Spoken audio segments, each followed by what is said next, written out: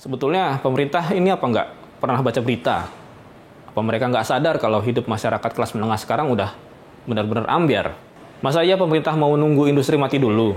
Atau menunggu masyarakat benar-benar nggak punya uang dulu baru pada sadar?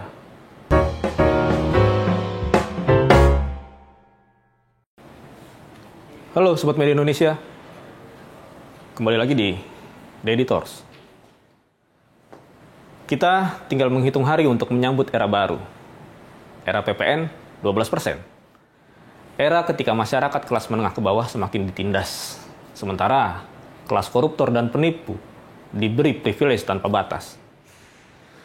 Entah kenapa, sejak awal pemerintah mengumumkan secara resmi penaikan PPN ini, ada yang janggal. Pemerintah seperti mencoba memanipulasi rakyatnya sendiri. Atau kalau istilah anak muda zaman sekarang, ngeprank rakyatnya sendiri.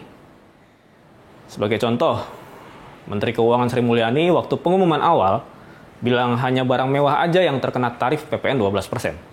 Namun, kenyataannya, ternyata semua barang yang sebelumnya udah kena PPN 11%, pasti naik ke 12%.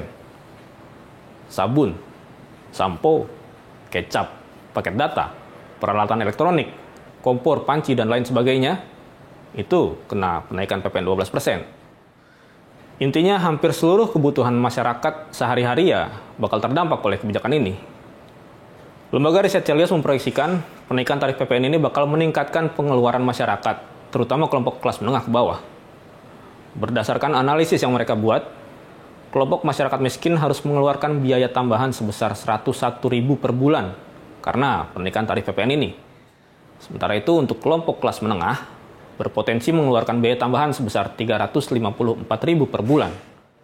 Angka sebesar ini tentu cukup besar buat mereka. Sebetulnya pemerintah ini apa nggak pernah baca berita?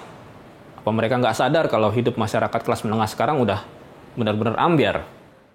Sepekan kemarin aja ada 2 kasus bunuh diri. Satu di Tangerang, dan satu lagi di Kediri.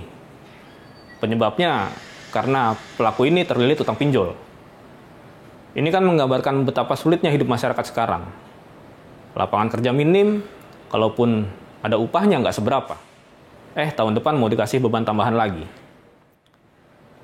Masyarakat yang harusnya dilindungi, yang seharusnya ditopang, malah diperas habis-habisan oleh pemerintah. Ini jatuhnya jadi kayak rakyat yang menopang pemerintah.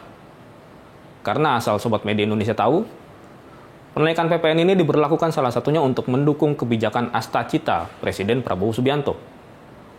Kebijakan ini katanya sih emang buat rakyat. Tapi apa gunanya kalau sebelum dapat manfaat, rakyatnya digencet-gencet dulu? Kementerian Keuangan menyebut tambahan penerimaan uang dari PPN 12% itu mencapai sekitar 75 triliun.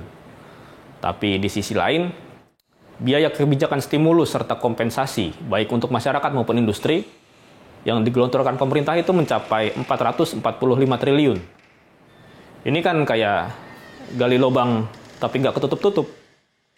Belum lagi efek domino terhadap industri seperti tekstil dan produk tekstil yang sekarang udah sangat terpuruk. Kita tahu bagaimana Sritex baru aja dipilotkan.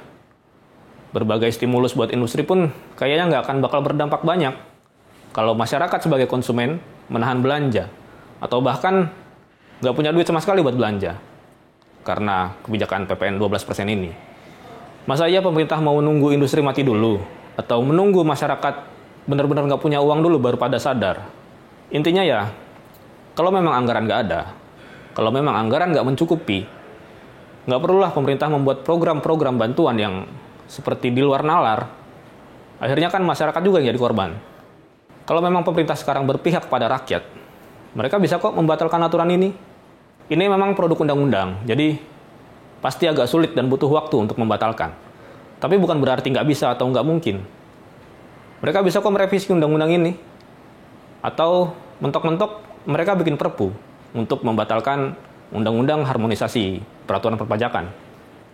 Intinya ada cara untuk menyelamatkan masyarakat. Masalahnya pemerintah yang emang sepertinya enggan. Ataupun kalau memang pemerintah mau, tapi nggak bisa. Ada banyak para pemikir yang bertebaran dari kalangan praktisi sampai akademisi. Lalu sekarang masyarakat harus gimana? Kawal terus kebijakan ini, kawal terus sampai dibatalkan. Karena masih ada banyak jalan buat menambah penerimaan negara tanpa harus menzolimi rakyat. Satu yang publik pinta, berempati sedikitlah, wahai para penguasa.